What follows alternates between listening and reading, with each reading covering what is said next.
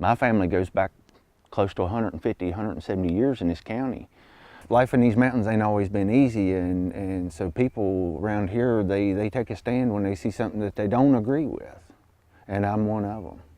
In Jefferson National Park, on the border between Virginia and West Virginia, 2 forest occupations block the proposed route of the Mountain Valley Pipeline. I'm in a monopod. That's making it impossible for MVP to get any large machinery up into this road, which they would need to do to be able to expand it and to be able to access that they've already clear cut on the mountain. It really has been a catalyst. If they're willing to be up there, and they've had horrible weather, they've had blizzards and sub-freezing cold, people down at the bottom of the mountain admire that very much.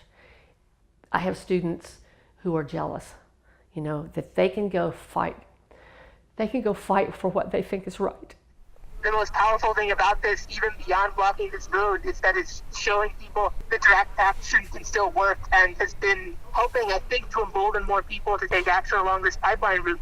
They don't know what they're in for, because when you make older people mad, and people that grow up in places like this and is seeing their environment destroyed, it stirs them. It actually causes people to want to get involved, and that's why I'm here.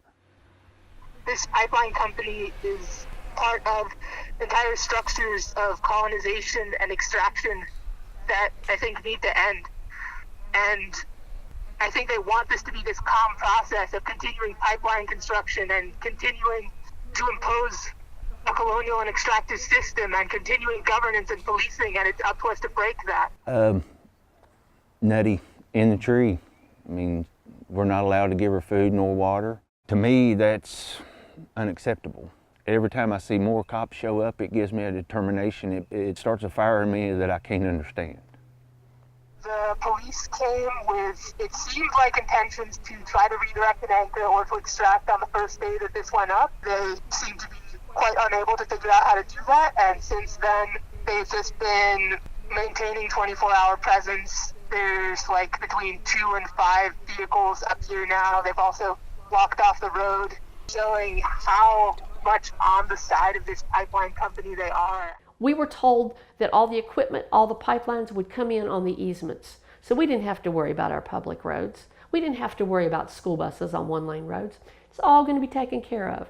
Well, last week they surveyed our little 1-lane road to widen the intersections and the curbs, because that's where they're bringing in their equipment. We heard Robert Cooper, the project manager for this pipeline, say in district court that he had to have those trees down where the tree sitters are by the 31st of March because there's a bat zone. They're still cutting trees in that area, in my area.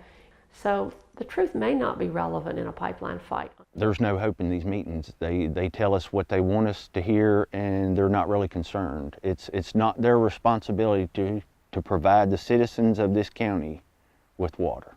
It's basically what we was told.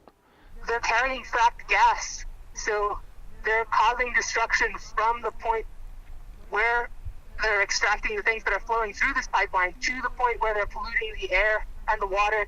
People depended upon the security of these mountains for what they needed, and it fed the valleys below, and now all that's going to be diverted. Our aquifers are going to be diverted, our karsts are going to be crushed. It's been 17 days now, and no more work on this road, and no more work on that easement, and also no possibility of access for large machines to the 2 tree sets that have been up for over a month, blocking the bore site. I've seen Mountain Valley pipeline stocks go down, and that's where my target is. If I stand to lose what I worked all my life for, and I can hinder their process, I figure that's fair justice. That's mountain justice.